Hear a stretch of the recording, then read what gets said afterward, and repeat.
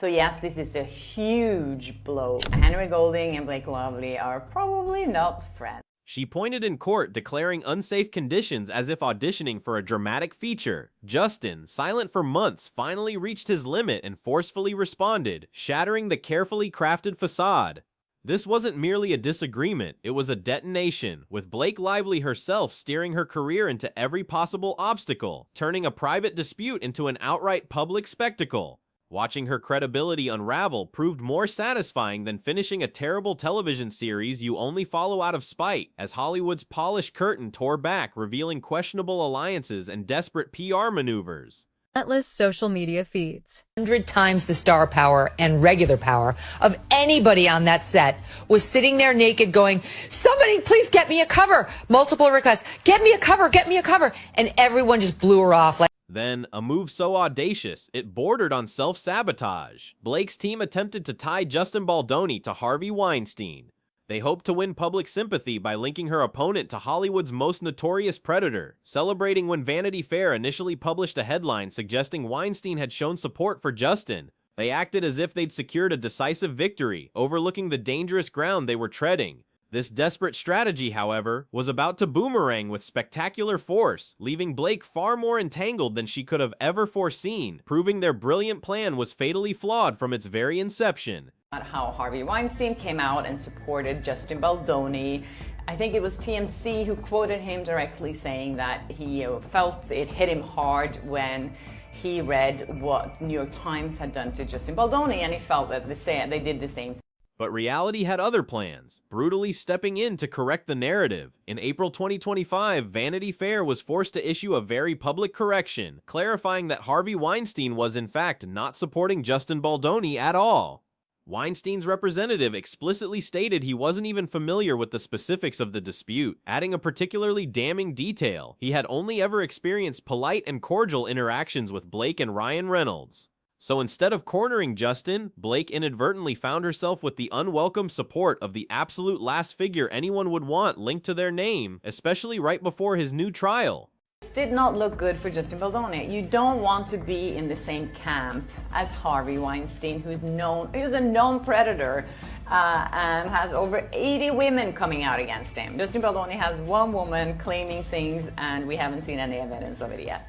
The situation twisted even further into a PR nightmare. Not just a nightmare, but a full-blown PR apocalypse. Harvey Weinstein, set to begin a new trial on April 15, 2025, became an unexpected anchor around Blake's neck. Her team's accusation, tossed out like a boomerang, came flying straight back, cementing an unholy alliance with a convicted abuser at the absolute worst possible time. Instead of damaging Justin Baldoni's reputation, Blake inadvertently tied herself to an infamous figure, proving that even in Hollywood, sometimes karma works faster than the internet, serving up mean material on a silver platter of her own making. I think Blake Lively's team was like, yay, look, now Justin Baldoni looks worse because now he is supported by the biggest predator in history in Hollywood. But it turns out we were all wrong because Harvey came out and corrected this.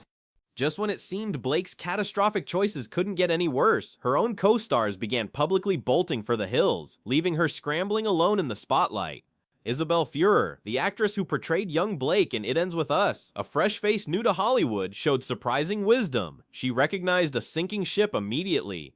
Daily Mail revealed Isabelle quietly removed multiple photos with Blake from her Instagram, completely erasing them from her profile, a move that screamed, "I never want anything to do with that woman again," loudly signaling a massive credibility issue.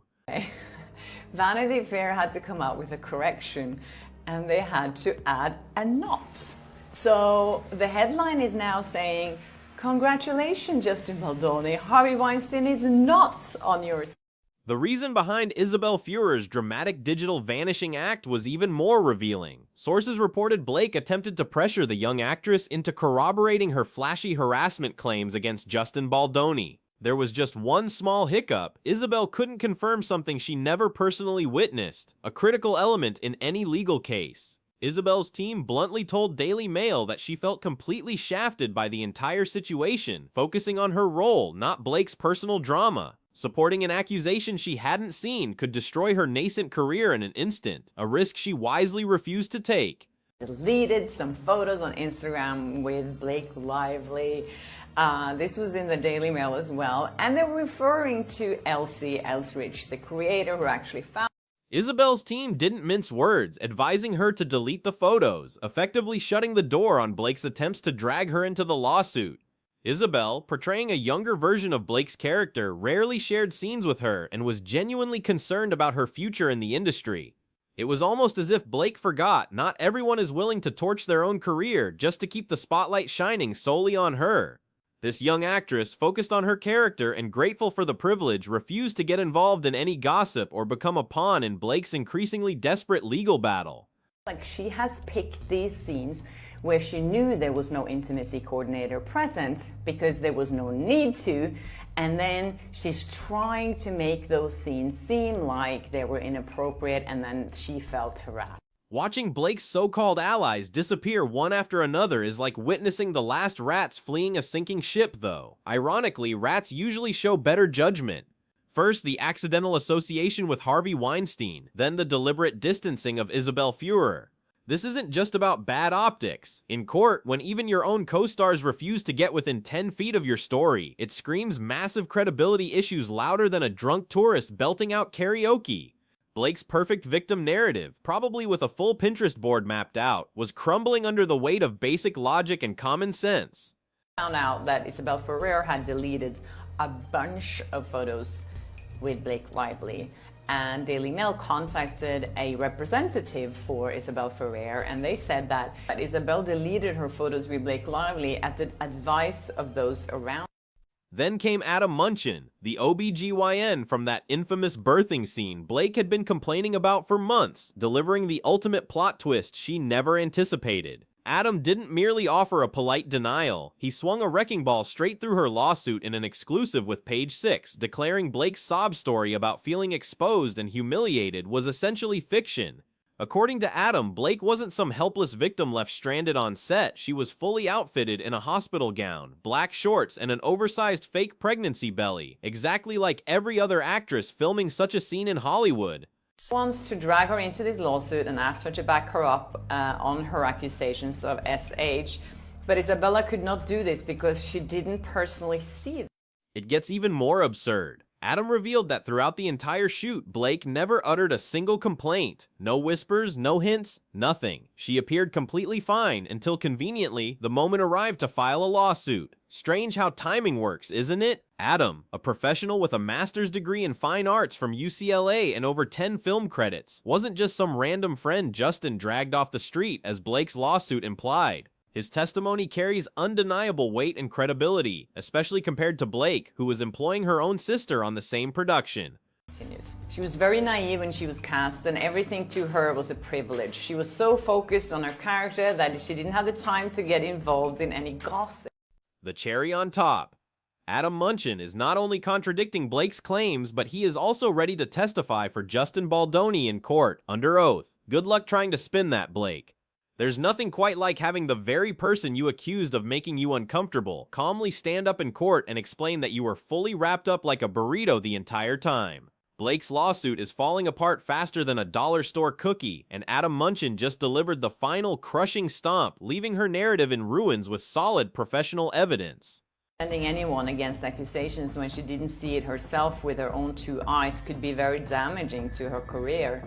She feels shafted, and deleting her photos with Blake was no accident.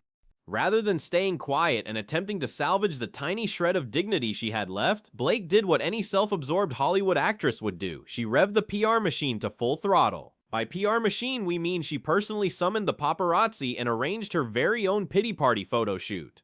1 minute she's beaming a toothpaste commercial smile at a donut shop, pretending to be a regular gal. The next, bam! Blake's sorrowful expression is splashed across Daily Mail, looking sad and depressed at her daughter's equestrian event in South New York.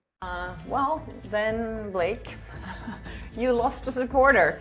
I guess she still has Amber Heard and Harvey Weinstein. Of course, the media ran wild. Blake looks heartbroken, they cried. Blake looks crushed, they sighed. Sure, because nothing says authentic sadness quite like hiring a photographer to capture your most brooding angles, then carefully selecting the pictures where you look suitably distraught, Experts, whose job it is to detect this kind of fakery, confirm these staged paparazzi shots almost never work, especially when you're already being roasted for acting like a PR puppet. The public isn't dumb, they saw right through this desperate attempt at sympathy, further highlighting Hollywood's phoniness and her desperate cling to relevance. Adam Monshine came out exclusively on page 6, saying that that's not what happened at all.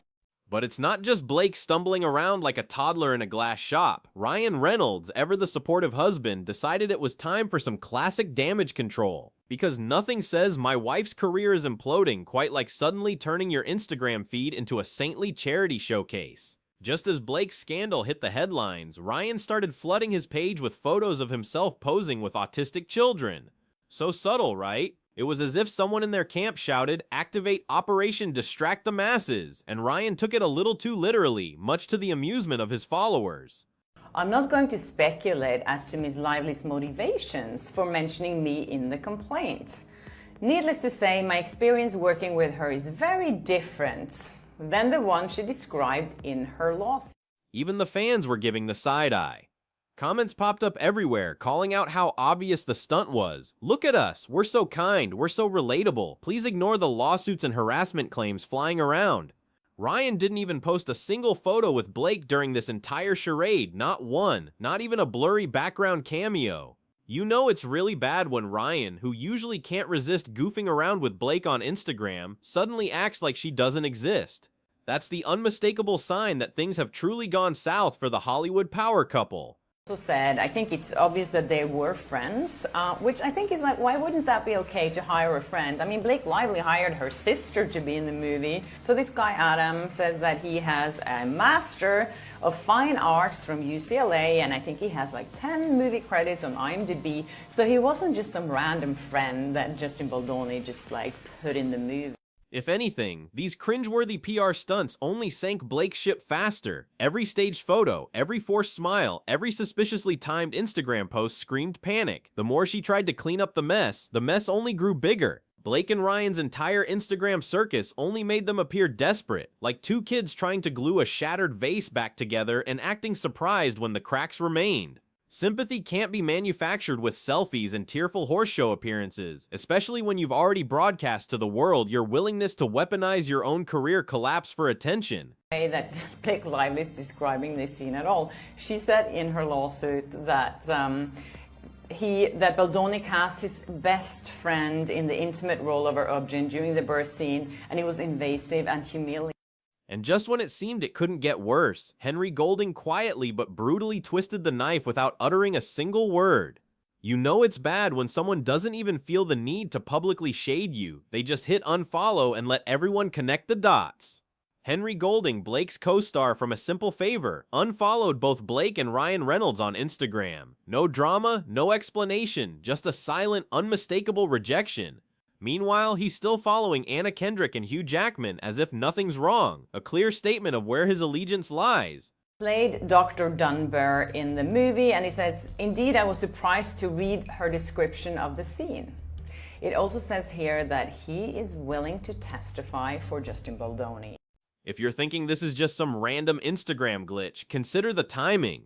Henry's silent unfollow came immediately after a resurfaced video of Blake grouping him during a promotional event for their 2018 film went viral. Public sympathy didn't just shift, it sprinted straight to Henry like he was handing out free puppies. Fans flooded Henry's Instagram comments with support after the video, practically confirming what everyone was already thinking. Henry's silence, combined with his conspicuous lack of solo photos with Blake during the movie's promotional tour, unlike with Anna Kendrick, spoke volumes. News again, Blake Lively has left the house. These are paparazzi pictures of her and Ryan Reynolds. In terms of court optics, this is a disaster for Blake. When a former co-star quietly signals, "I want nothing to do with you," it sends a clear message to everyone watching. Maybe Blake isn't the innocent victim she claims to be. It's tough to argue a harassment case when there's viral evidence of you grabbing your co-star like it's a party trick. Henry Golding didn't need to do a single interview, release a statement, or post a shady tweet. He simply let Blake's own behavior speak for itself, a devastatingly effective move that further isolated her. Kids compete in equestrian in South Salem in New York. Blake looks kind of sad in the photos, so I'm thinking it might seem like this is her new PR trick. I don't know. But Blake's circus of disasters wasn't over. Enter Stephanie Jones, the so-called PR genius, who somehow made everything even worse. Stephanie filed a motion to dismiss, claiming she never voluntarily leaked confidential text to Blake's team or the media, insisting everything was subpoenaed. Sure, Jan, except there's one huge problem. The subpoena supposedly arrived after the leaks had already occurred, making Stephanie's excuse about as watertight as a paper boat. If you're going to lie to the court, you might at least try to make it believable. The timeline is so messed up, even basic fact-checking exposes it as a joke. Dresses like Lily, at least that's what I find from those photos. She looks sad and depressed. I mean, she could have been laughing in other pictures. You know, the paparazzi could have just chosen, or Daily Mail could have chosen the picture where she looks. This disastrous legal misstep meant that if Stephanie's story somehow held up, it made Blake's team look like a group of shady amateurs who can't even break the law properly. And if it didn't, it showed they were handling illegally obtained evidence, like free Halloween candy. Either way, it's not exactly the sort of thing that makes a judge sit up and think, wow, what an honest and trustworthy plaintiff. Meanwhile, Justin Baldoni's legal team has been quietly building a roster of real witnesses, like Adam Munchin, who actually know what they're talking about. No panic, no shady leaks, just clean, solid, boring evidence. Hired someone to come and take photos, and they picked the photos where she looked sad and depressed. You have no idea how often this happens, that celebrities call paparazzis to come and take photos. Watching Blake's legal strategy fall apart is like watching someone try to extinguish a house fire with a squirt gun. Every move she makes only makes things worse, building perfectly toward her complete spectacular implosion. Instead of isolating Justin Baldoni, Blake's brilliant plan exploded right in her meticulously curated face. She somehow linked herself to Harvey Weinstein, lost Isabel Fuhrer, alienated Henry Golding, and faced testimony from Adam Munchin, who calmly and professionally dismantled her claims. Courts don't care about sad Instagram photos or donut shop ops. They care about facts, consistency, and witnesses who don't mysteriously vanish or post thirsty paparazzi shots. Cannot stay away from Instagram today. Again, he posted a photo, a lot of pictures actually, with fans, or was someone pointed out to me that they are autistic kids. I don't know where that information. Blake Lively believed she could weaponize the system, orchestrating a heroic comeback by standing tall against Hollywood's big bad man. Instead, she stands alone amid the ruins of a career she single-handedly destroyed. Her courtroom gamble has turned into total self-destruction, her harassment claims weakening with every passing day, her legal support crumbling faster than a dollar store umbrella in a hurricane. Public sympathy? That ship sailed, sank, and got devoured months ago. She is just another Hollywood player discovering that when you play stupid games, you win stupid prizes, exposing the rotten power games for all to see.